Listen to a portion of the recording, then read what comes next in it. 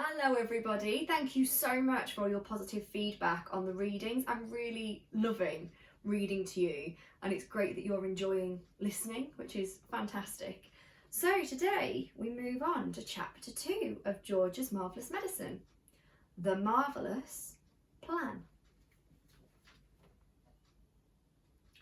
George sat himself down at the kitchen table.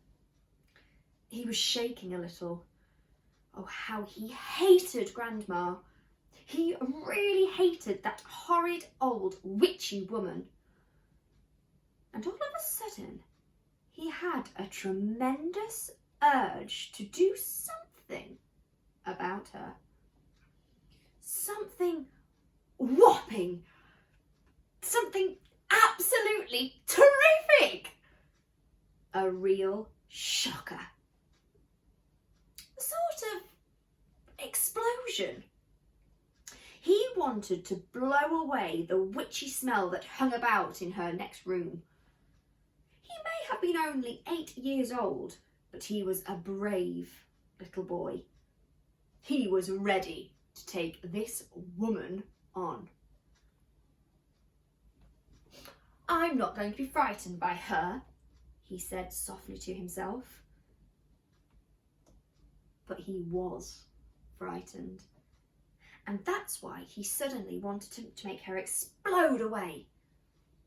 Well, not quite away, but he did want to shake the old woman up a little bit. Very well then. What should it be? This whopping, terrific, exploding shocker for Grandma. He would have liked to put a firework banger under her chair, but he didn't have one. He would have liked to put a long green snake down the back of her dress, but he didn't have a long green snake. He would have liked to have put 6 big black rats in the room with her, but he didn't have 6 big black rats. As George sat there, pondering this interesting problem, his eye fell upon the bottle of Grandma's brown medicine, standing on the sideboard. Rotten stuff it seemed to be. 4 times a day, a large spoonful was shoveled into her mouth, and it didn't do her the slightest bit of good. She was always just as horrid after she'd had it as she was before. The whole point of medicine, surely, was to make a person better. If it didn't do that, then it was quite useless. So ho! Thought George suddenly. Aha! Ho hum! I know exactly what I'll do. I shall make her a new medicine. One that is so strong and so fierce and so fantastic, it will either cure her completely or blow off the top of her head. I'll make her a magic medicine. A medicine no doctor in the world has ever made before. George looked at the kitchen clock. It said 10:05. There was nearly half an hour left before Grandma's next dose was due at 11.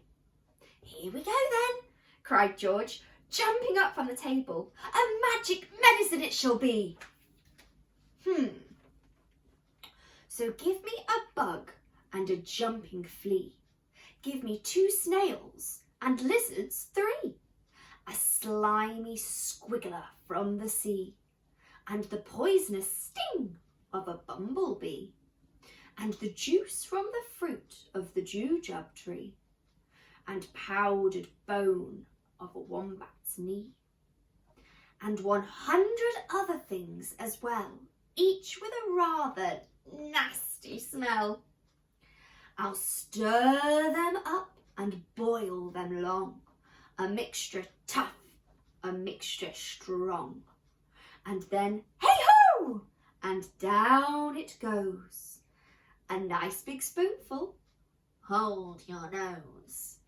Just gulp it down, and and have no fear. How do you like it, Granny dear? Will she go pop? Will she explode? Will she go flying down the road? Will she go poof in a puff of smoke? Start fizzing like a can of Coke? Who knows? Not I. Let's wait and see. I'm glad it's neither you or me. Oh, Grandma, if only you knew what I've got in store for you. Children, that is the end of chapter 2. My goodness, what a cliffhanger. And the next chapter, chapter 3, is called George Begins to Make the Medicine. Now, I would like to say, no matter how horrible somebody is to you, I don't want you going and mixing up medicine like George does. Guys, have a wonderful week and meet me back for chapter 3. See you soon.